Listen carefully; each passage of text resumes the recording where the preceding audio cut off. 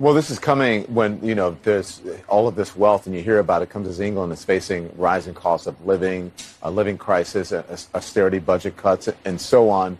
And then you have those who are asking for reparations for colonialism, and they're wondering, $100 billion, $24 billion here and there, $500 million there.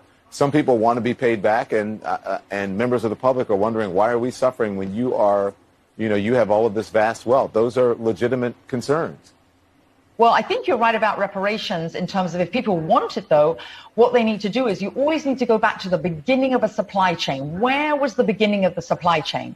That was in Africa, and when across the entire world, when the slavery was taking place, which was the first nation in the world that abolished slavery? The first nation in the world to abolish it. It was started by William Wilberforce, was the British. In Great Britain, they abolished slavery.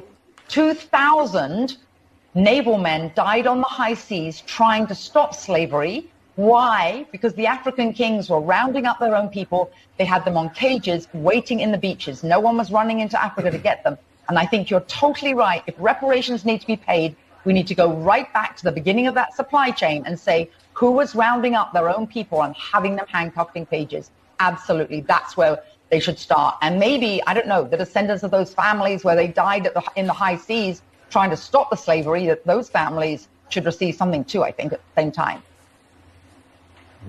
It's an interesting discussion, Hillary. Thank you very much. I appreciate it. We'll continue to discuss in the future.